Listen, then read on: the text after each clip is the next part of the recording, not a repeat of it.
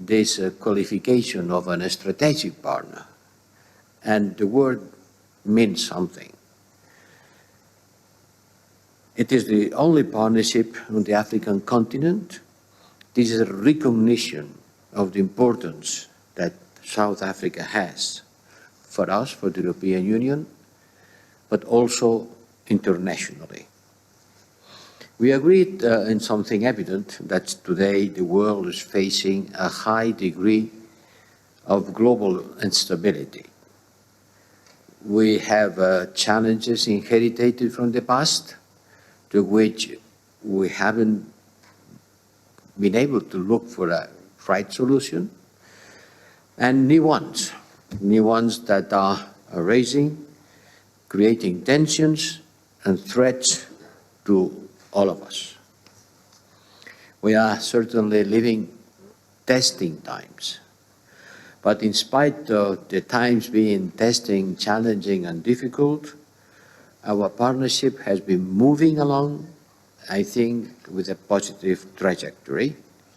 Certainly, there are things in which we don't agree, there are irritants, but I think that overall we continue being strategic partners. We have discussed a certain number of issues. Allow me to highlight a few of them. We focus on our political and security cooperation and on the regional and continental crisis. The closure, for instance, in Mozambique, in Ethiopia, in Democratic Republic of Congo. As European Union, we are very much aware that we cannot impose solutions, but we know about the huge potential to partner with South Africa to contribute to build peace and security. As to our trade and economic relations, this has been growing steadily over the years.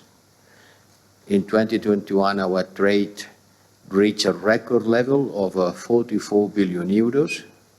South Africa is our main trading partner in Africa, and European firms continue to represent a large part of South Africa's overall foreign direct investment. It certainly helps to create jobs in a wide range of sectors.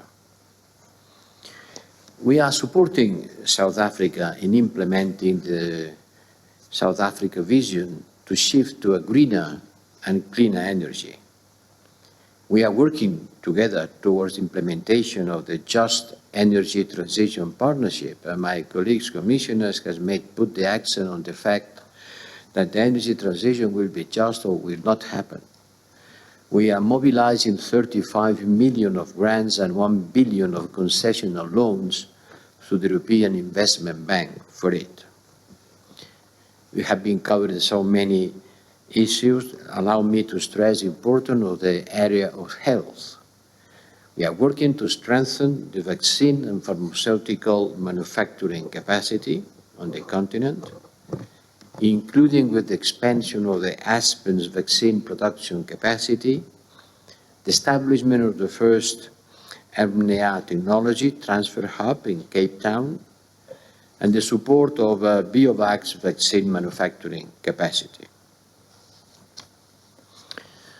I think that what this meeting shown today is that we can do even more together at the multilateral level and to defend and reinvigorate the multilateral system.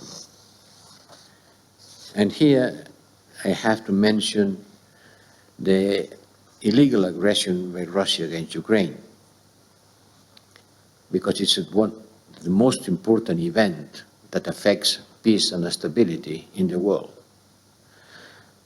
What Russia calls a special military operation is nothing less than a full-scale invasion of a sovereign country and an attempt to destroy it, killing Ukrainian civilians, destroying civilian homes, hospitals, power plants, all kinds of civilian infrastructure. And facts are facts. What's happening in Ukraine is nothing less than a blatant violation of the United Nations Charter and international rules-based world order. This blatant action, disregard of international law and principles of sovereignty is as much a threat for Europe as it is for the whole world, including Africa. This is not only an European war. It's happening on European soil, but it affects the whole world. The consequences are felt around the globe, and the energy and food crisis are the most evident and direct result. We have always respected South Africa's traditional non-alignment stance in foreign policy. The European Union doesn't ask Africa to choose sides. We are just asking all countries in the world to stand on the side of the United Nations Charter. Nothing more, but nothing less. Because what is at stake is the survival of the multilateralism. And the European Union regards South Africa as an important partner to uphold and to reinvigorate a rules-based international order. This is why I very much hope that South Africa, our strategic partner, will use its good relations with Russia and the role it plays in the BRICS group to convince Russia to stop this senseless war. And you are right, Minister, the question of peace in Ukraine is important, it's the most important one. We must seek a political solution to the conflict, because every conflict has an end, and in principle, the end of a conflict leads to peace. Therefore, I think that you could do an important contribution to this process.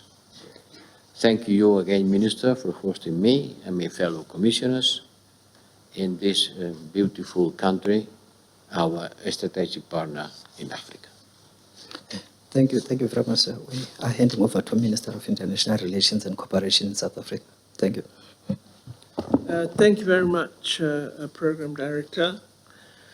Our in-depth discussions and productive engagement have brought us to the successful conclusion of our 15th South Africa European Union Ministerial Political Dialogue.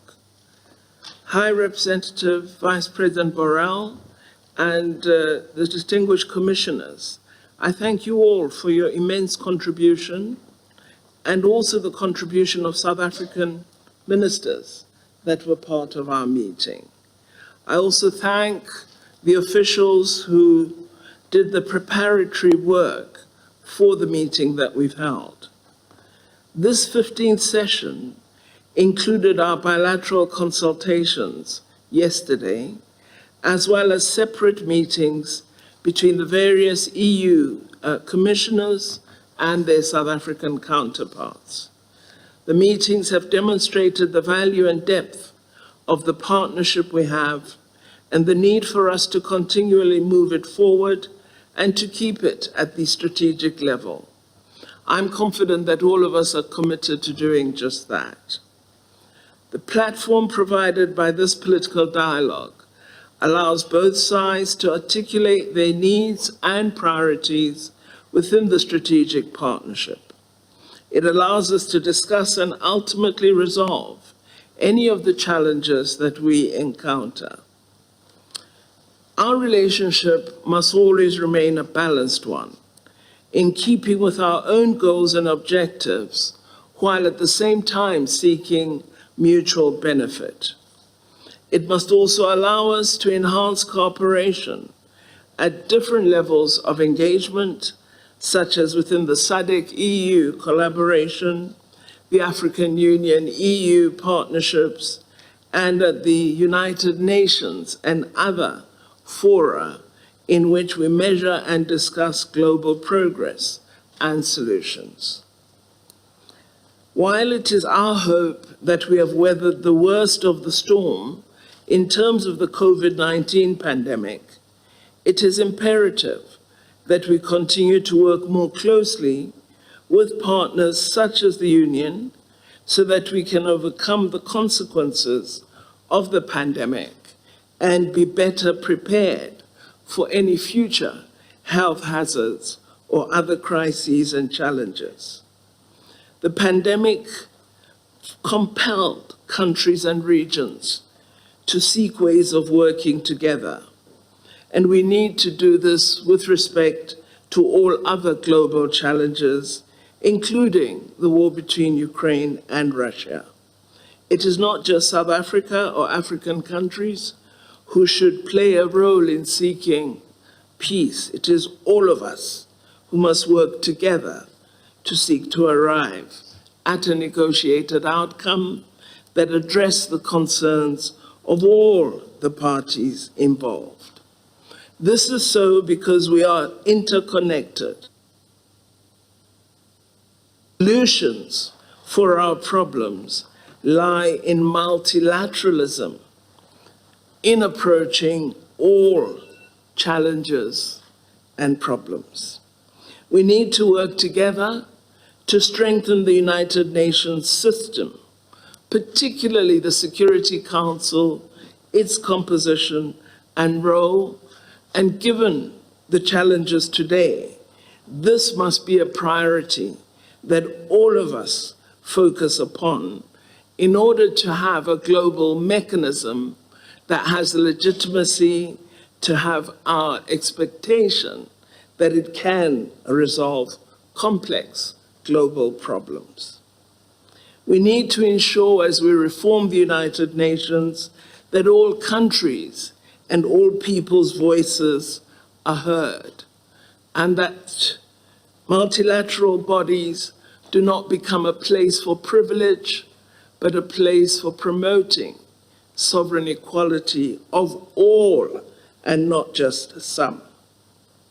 We believe the strategic partnership plays an important role with regard to global perspectives and collaboration, and also plays a vital role in strengthening program and project cooperation in a range of sectors between South Africa and the European Union. Our partnership is wide-ranging, and we are looking forward with specific interest at the work that we have agreed to do together in the area of the Just Energy Transition Plan that South Africa has adopted, as well as collaborating in addressing matters of education and skills on the African continent, science and innovation, as well as attending to supporting, through this important partnership, the African Union and its ambition to implement Agenda 2063 and to ensure effective preparation for implementation of the African Continental Free Trade Area Agreement. We look forward as South Africa to hosting the 8th South Africa-EU Summit at a date we're still working on, but certainly within the first half of this year. We believe the deliberations we've held, as well as the conclusions and proposals we've agreed upon, will contribute to an extremely successful summit, as well as to further strengthening of the very good collaboration between South Africa and the European Union.